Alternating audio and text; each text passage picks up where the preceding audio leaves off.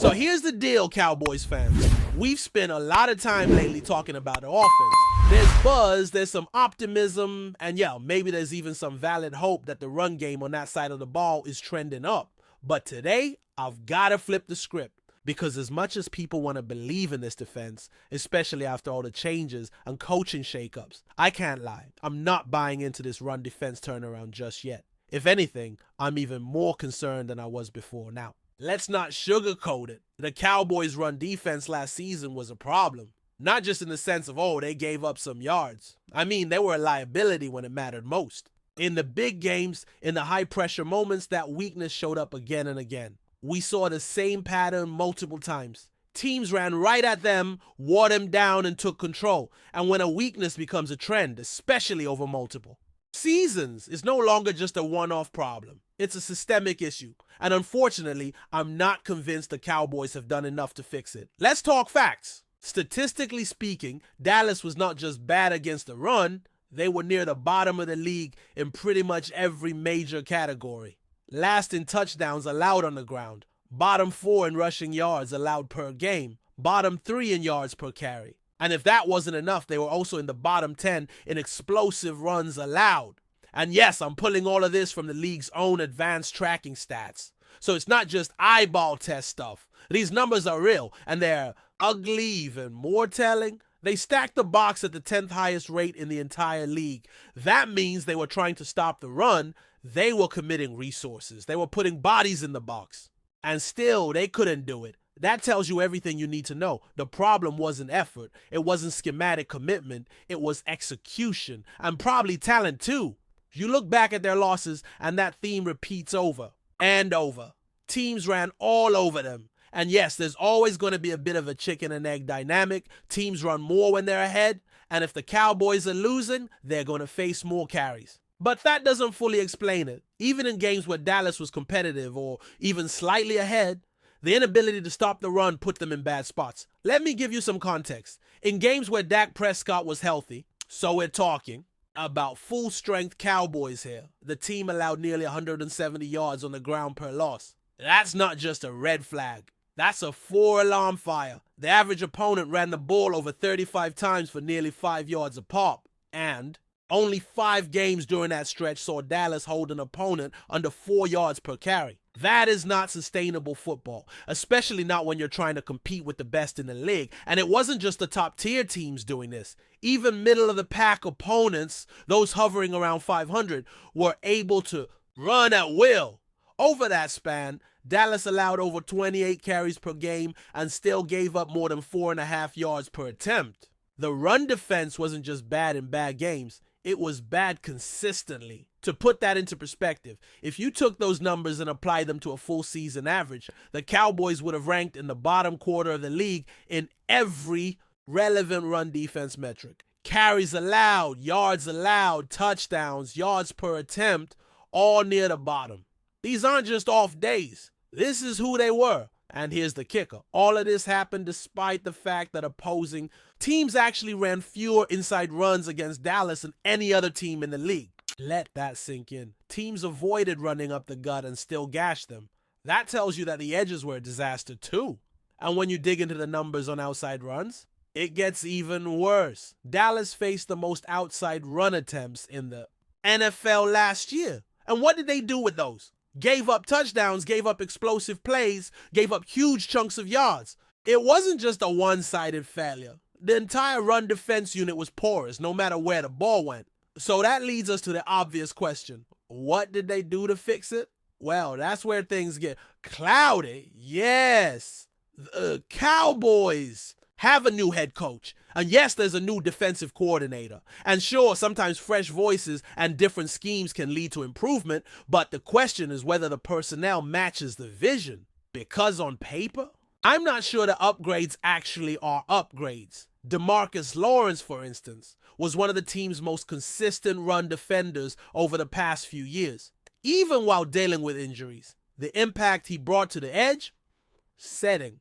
The tone, controlling the backside, disrupting pulling guards, was critical. He's gone now. That's a massive hole. And then there's Jordan Lewis. I know the analytics didn't always love his run defense numbers, but if you watch the games. If you actually saw how he filled gaps and attacked ball carriers, you know how valuable he was. Not elite, but smart, physical, and consistent. He's gone too. To replace them?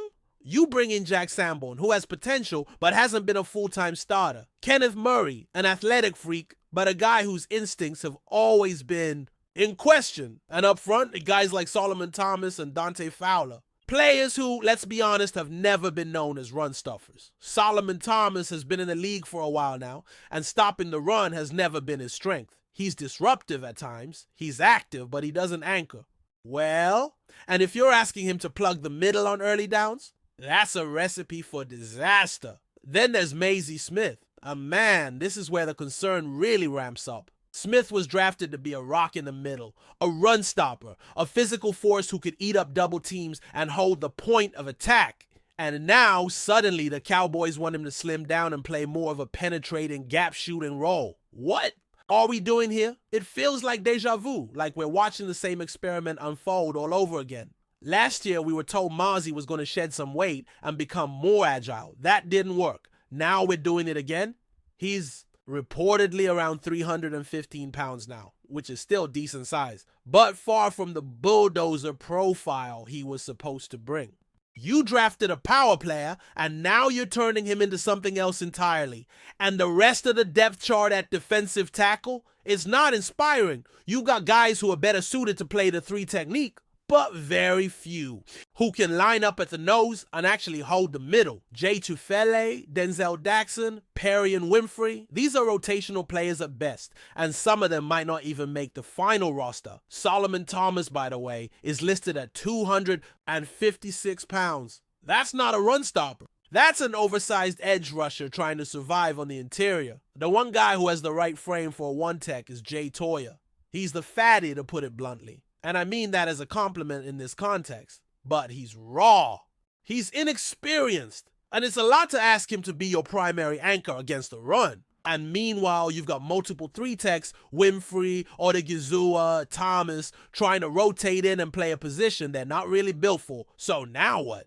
The Cowboys are essentially betting on speed and quickness over power and mass, which is fine if you have the linebackers and safeties behind them to clean up the mess. But do they? I'm not sure. At linebacker, things feel just as shaky. Leighton Vander Esch is gone. Overshown is still coming back. Clark looks lost half the time. Kenneth Murray, as we've said, is all tools and no compass. And Sanborn, he's smart, but not exactly a sideline-to-sideline guy. So if blockers get to the second level, and they will, who's going to clean it up? The answer isn't clear. Even at defensive end, the run support has taken a step back. Without Lawrence setting the edge, you're counting on guys like Sam Williams or Micah Parsons to take on fullback blocks and stretch plays to the sideline. And while Parsons is elite as a pass rusher, he's not built to be a full-time run enforcer.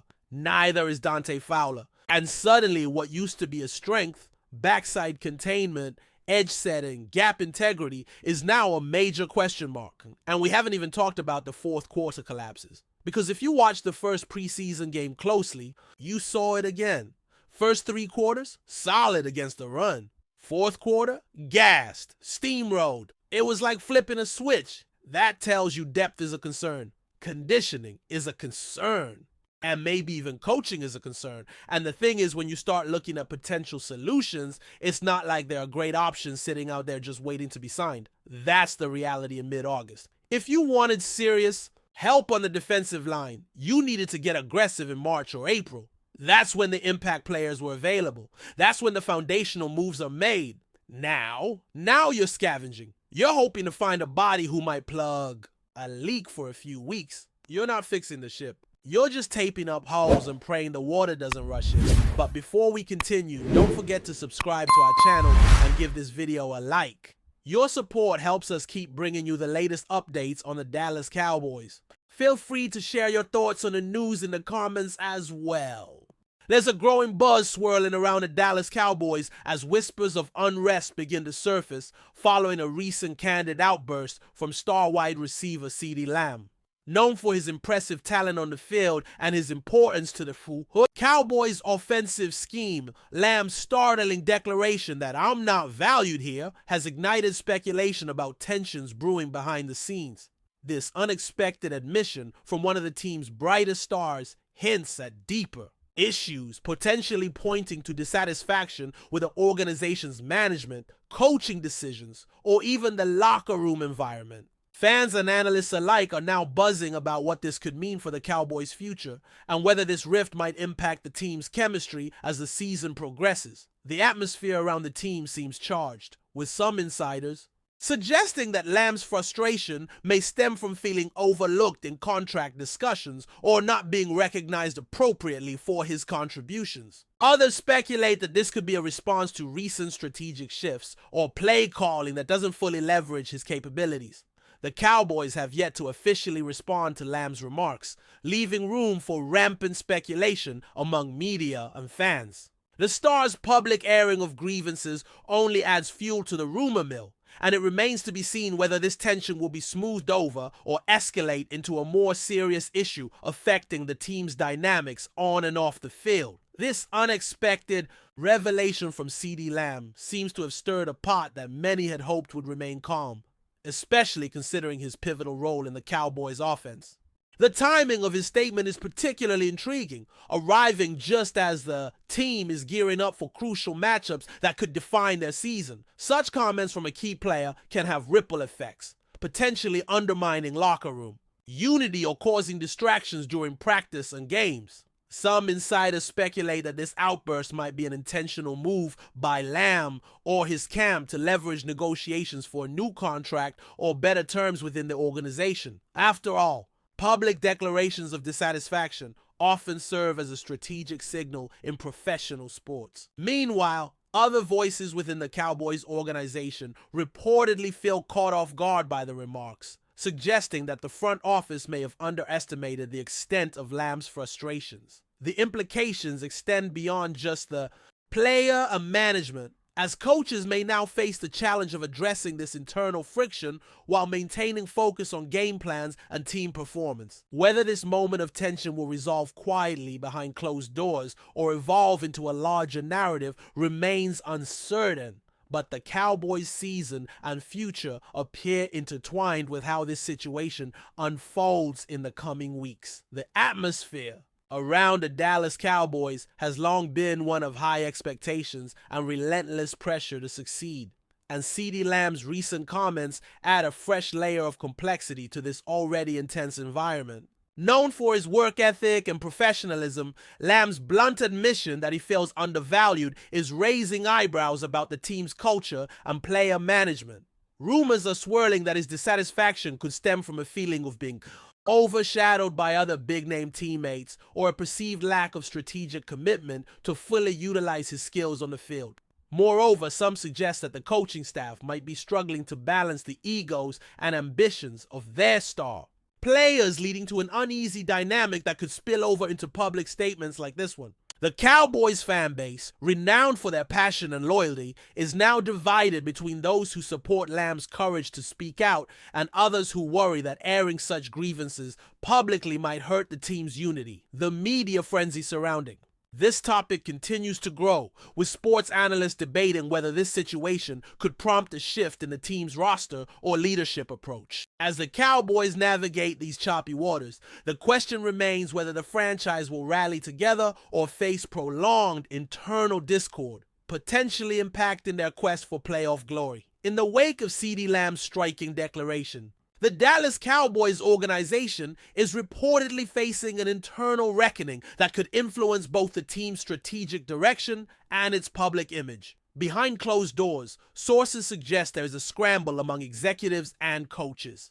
to address the root causes of Lamb's discontent, recognizing the importance of maintaining harmony with one of their most valuable assets. This situation has sparked speculation that the Cowboys might consider renegotiating contracts or adjusting their player relations strategy to prevent further erosion of trust within the roster. Additionally, whispers indicate that this might not be an isolated case, as other players could be quietly harboring similar feelings of underappreciation, signaling potential systemic issues within the team's culture. The timing of Lamb's comments also raises questions about the broader dynamics of the NFL's competitive landscape, where star players increasingly use their platforms to voice concerns and demand fair treatment. For the Cowboys, balancing these internal pressures with the external expectations of their devoted fan base and media scrutiny presents a significant challenge. The franchise's next moves will likely be scrutinized for signs of whether they can successfully manage this crisis,